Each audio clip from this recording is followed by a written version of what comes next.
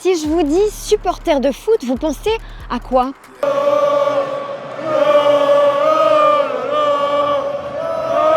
C'est bien ce que je pensais, mais ce que vous avez peut-être oublié d'intégrer, c'est ceci.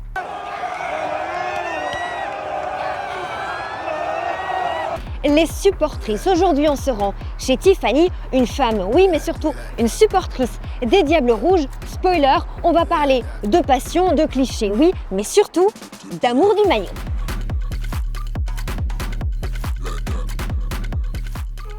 Tiffany, c'est Sophie.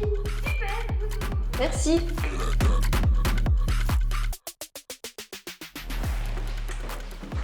Bonjour, bienvenue. Bienvenue. Ah oui, d'accord. Chez moi. Ah oui, c'est impressionnant. J'ai pas mal de choses, on va dire. On en parlera probablement par la suite. Ce que je te propose, c'est qu'on aille peut-être d'abord s'asseoir pour qu'on papote un petit peu de ton rôle de supportrice, de femme, et puis des Diables, bien sûr.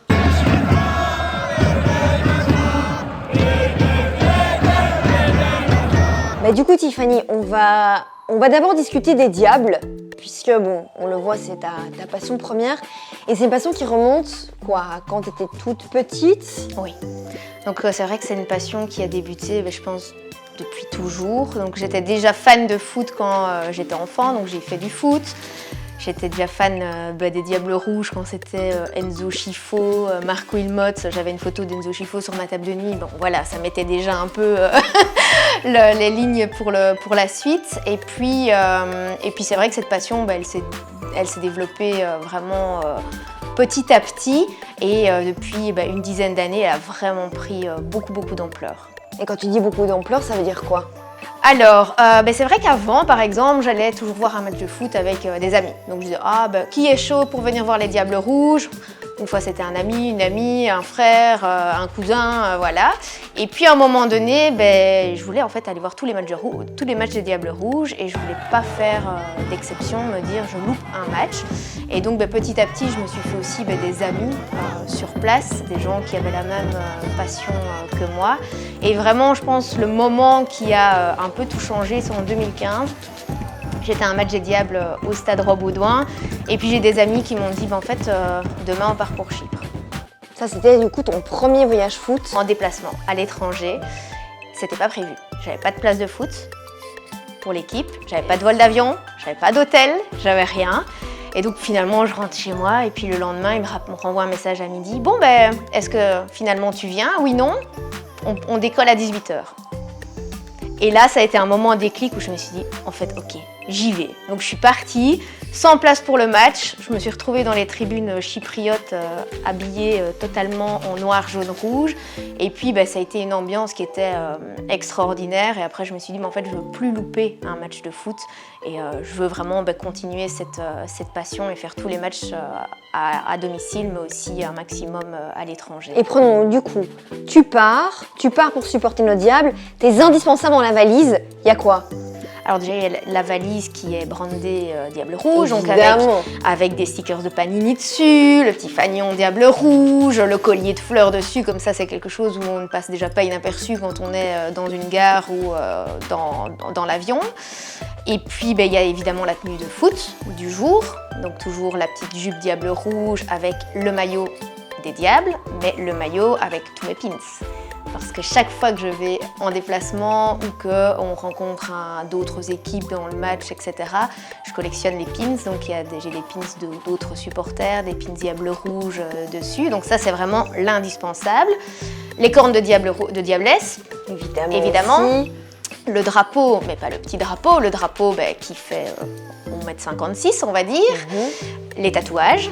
Les tatouages, tatouages, toujours un tatouage avec un cœur noir, jaune, rouge et un tatouage avec un ballon de foot et le drapeau. Ça, c'est ton petit rituel pour ton bonheur? Obligé. Donc ça, je dois toujours avoir mes tatouages pour les matchs en avance. Donc si on a un Euro ou une Coupe du Monde, je vais commander 10 tatouages pour être sûr d'en avoir jusqu'à la finale, etc. Et tout est compté, millimétré. Millimétré, oui. Donc ça, c'est les indispensables vraiment pour le jour J.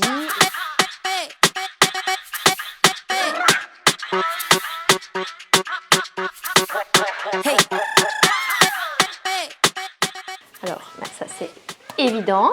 Du coup, on va commencer comme ça.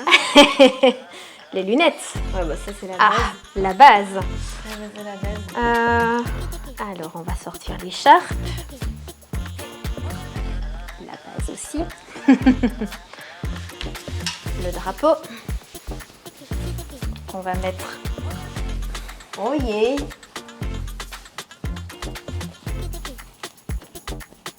C'est bon là, je commence déjà à me sentir supportrice. Ça commence à venir là. Hop là. Ça infuse dans mon sang. Alors, qu'est-ce qu'on peut encore te donner pour porter chance? Un collier à fleurs. Le collier à fleurs. Hop. Et un accessoire. Bon, et puis maintenant, c'est donc quoi le chant des Diables Rouges? Tous ensemble, hey! Hey! Tous ensemble, hey! Hey! Puis bah, à côté de ça, il y a toujours les tenues de Diable Rouge, parce qu'on part 3 jours, on doit être en noir, jaune, rouge pendant les 3 jours aussi. Donc c'est une valise assez rouge, on va dire. On s'en doute. Et vous partez comme ça à combien? Alors souvent, on est une bande de 4-5, vraiment le noyau dur avec mes amis proches avec qui on part. C'est mes meilleurs amis aussi du foot, que je les connais depuis 2017, je dirais. Donc c'est chouette parce qu'on sent vraiment cette communauté où tout le monde se connaît. On passe déjà une demi-heure à dire bonjour à tout le monde parce que voilà. Mais c'est ça qui fait aussi la joie des déplacements et d'avoir vraiment aussi les supporters qui participent à tout et qui sont dans le même état d'esprit. Si le match est à 20h, on est over-motivé à 10h du matin, on se met déjà dans l'ambiance. Et ça veut dire quoi, se mettre dans l'ambiance justement? Il y a une journée entière qui se passe, oui. Vous faites quoi alors? Déjà, il y a les rituels qui vont prendre un peu de temps. Donc on parlait des tatouages, etc. C'est vraiment se préparer. Mais pour moi aussi, le jour de match, j'ai déjà une boule dans le ventre à 8h du matin, même si le match est à 20h. Donc c'est sentir aussi l'excitation qui monte pour le match, les moments un peu de stress, où on se dit ça va aller, puis on se dit ah mais non, finalement ça va pas aller parce que pour X ou Y raison. Puis quand on est en déplacement, on prend déjà le petit-déj tous ensemble aussi. Et puis souvent, mon ami Jeff, il est avec son tambour, donc déjà dans les rues, on passe pas inaperçu parce qu'on est avec le tambour, on met l'ambiance, on lance des chants dans les bus, dans les métros. C'est un peu ça, se mettre dans l'ambiance. Et puis surtout, on se retrouve tous ensemble avec tous les autres supporters. Il y a toujours une fan walk, donc avant le match, donc du point de ralliement des supporters belges jusqu'au stade. Souvent, c'est entre une demi-heure et 1 heure de marche. Et on met finalement presque 2 heures parce qu'on lance les chants, qu'on s'arrête, qu'on fait faire des holas. Et donc, c'est vraiment se mettre dans l'ambiance à fond. Et puis, quand on arrive au stade, là, c'est vraiment souvent le stress quand même aussi. Tout en voulant tout donner pour que les Diables aillent le plus loin possible. Moi, j'essaie justement d'avoir un juste milieu parce que c'est vrai que ma passion, elle date d'il y a des années. Donc même quand j'ai rencontré mon mari, je lui ai dit directement, j'ai une passion, c'est les Diables Rouges. Et lui connaissait les Diables Rouges, il était fan aussi, mais pas à mon point, entre guillemets. Mais après, voilà, moi, c'est pas un obstacle non plus, je vais voir les matchs en Belgique mais aussi à l'étranger et il me laisse vraiment vivre ma passion des Diables. Évidemment, ça prend toujours du temps, il faut pouvoir trouver le temps aussi et parfois on voudrait faire plus encore mais c'est pas possible. Il y a certains déplacements qu'on rate parce qu'on a une réunion importante au boulot et parfois on prend des avions très tôt ou des trains en dernière minute parce qu'on doit gérer vie boulot, vie privée et vie professionnelle. Donc moi, je garde quand même un juste milieu. Évidemment, ça reste toujours plus compliqué les années où il y a un Euro ou une Coupe du Monde. Mais c'est vrai que moi, au boulot, ils me connaissent aussi ma passion. Et c'est parfois drôle, très très drôle de leur dire « Bon, alors, il y a match des Diables Rouges, telle date, telle date, telle date. Là, c'est si on est premier du groupe, deuxième du groupe, troisième du groupe, avec les options évidemment de congés qui changent. » Et donc voilà, c'est, je pense, beaucoup de communication et gérer vraiment un équilibre par rapport à ça. Mais moi, ça fonctionne très bien. Parfois, je voudrais faire encore plus, mais le temps n'est pas là. Mais j'adore. Oui, il y a une masse d'objets ici, mais j'aimerais quand même qu'on commence par celui-ci, parce qu'il est un peu le témoin de ton attachement à un joueur en particulier, ouais. C'est Eden. Eden. Alors pourquoi Eden? Et puis après même l'histoire de ce panneau, entre autres, c'est quoi? Donc c'est vrai qu'Eden, moi j'ai commencé à le suivre quand il était à Lille, et puis quand il a évolué en club à l'étranger, à Chelsea, au Real, etc., je l'ai suivi en fait dans ces clubs-là, donc je regardais tous les matchs en streaming, j'ai été voir des matchs sur place, etc. Donc c'était vraiment un peu mon chouchou de l'équipe, et donc j'ai toujours essayé pendant les matchs des Diables Rouges de le soutenir, donc quand il était blessé, je faisais une petite pancarte ici, c'est que Eden va nous manquer, c'est quand il a annoncé qu'il arrêtait en équipe nationale. C'est vraiment un joueur que j'ai suivi depuis ses débuts, et de l'avoir rencontré plusieurs fois avec des entraînements, des concours que j'ai gagnés. C'était quelqu'un qui était super sympa aussi, avec les supporters, très proche et très humain. Tu m'as dit même que tu l'avais invité à ton mariage, si je me trompe pas. Oui, j'ai... Incroyable. Oui, j'ai la petite pancarte qui est juste là. Mais ça n'a pas marché. Non. Mais donc ici, ça c'était la pancarte que j'avais faite. Donc mes Diables, l'invitation à mon mariage est ici. Donc je l'ai pris pendant 2 ou 3 matchs parce qu'il venait pas à la fin.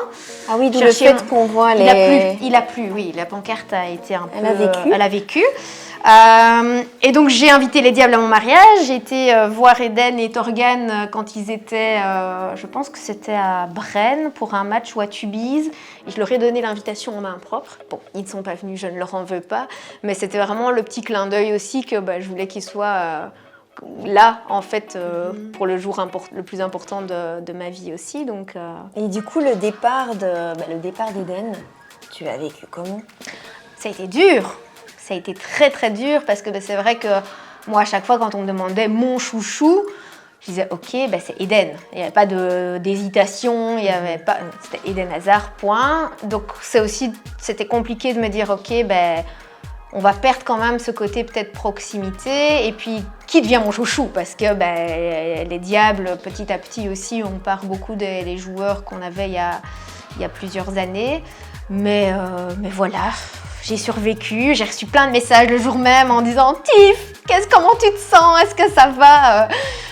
Voilà, on s'en doutait aussi, c'était pas quelque chose, une surprise où on disait « ça va jamais arriver ». On sentait que petit à petit, il prenait aussi du recul, et que je pense qu'il voulait aussi profiter de sa vie privée, parce que c'est vrai que le foot, c'est quand même ça met directement un niveau différent. Puis il y a dans ton hall d'entrée, j'ai envie de dire, c'est pas 3 fois rien non plus. Mon petit maillot dédicacé d'Eden Hazard. Le maillot dédicacé, je propose que tu me racontes du coup comment tu l'as mis et à quoi son histoire derrière. Mais donc j'avais fait un concours justement pour pouvoir le rencontrer, où on avait une dizaine de fans d'Eden Hazard qui pouvaient le rencontrer à Chelsea quand il jouait encore là. Et donc on avait un meet and greet, on avait un match en VIP. Donc je m'étais donnée pour la préparation et pour vraiment gagner le concours. J'ai harcelé ma famille pour aller dans les stades de foot où il avait été. J'ai demandé à des personnes que je connaissais aussi pour tourner dans les stades mythiques, pour vraiment mettre toutes les chances de mon côté. Et ça, c'est le maillot dédicacé que j'avais reçu sur place, donc que j'ai fait encadrer. Et c'est vraiment... Je ne le voyais pas ailleurs que sur mon mur, dans mon hall d'entrée. Ça, c'était non négociable. C'était non négociable. Quand j'ai habité avec mon mari, je dis, écoute, il y a moi, mais il y a aussi le maillot d'Eden Hazard. Et il va falloir composer avec les deux. Mais donc là, ici, on a le maillot des Diables Rouges, donc avec toute une série de pins qui sont des souvenirs des déplacements, des pins qui ont été offerts par d'autres supporters étrangers, des pins qui ont été offerts par des amis aussi du foot. Et donc c'est un maillot qui est hyper important, que je mets à chaque match, Et à chaque fois aussi qu'il y a une compétition à l'étranger, que ce soit un Euro, une Coupe du Monde, j'ai les petits pins souvenirs. C'est vraiment un maillot que j'adore. Je ne peux pas ne pas porter ce maillot-là pendant les matchs. Et la petite blague, c'est que entre chaque nouveau maillot, chaque nouvelle campagne, c'est enlever tous les pins pour pouvoir les remettre aussi sur le nouveau maillot, que ce soit toujours la même uniformité aussi. Donc c'est vraiment le maillot fétiche dans ma collection. Avant de se quitter, une dernière question. Le match que tu n'oublieras jamais, dans tous les sens du terme. Alors je pense qu'il y en a deux. Il y a le match contre le Brésil à la Coupe du Monde, où ça c'était vraiment un match où on se disait est-ce qu'on va y arriver, est-ce qu'on va le faire, et le match à Séville, à l'Euro en 2021 contre le Portugal, où les dernières secondes paraissaient interminables. On se disait est-ce qu'on va y arriver, est-ce qu'on va enfin finir sur une touche positive, et ce sont vraiment des matchs où on se dit voilà, on est fiers de notre équipe nationale. Donc ça du coup, c'était la dernière question, mais il y a la question signature, ton chant de supporter préféré. Il y en a beaucoup, mais pour moi ça reste le tous ensemble, hey, hey, tous ensemble, hey, hey, tous ensemble, hey.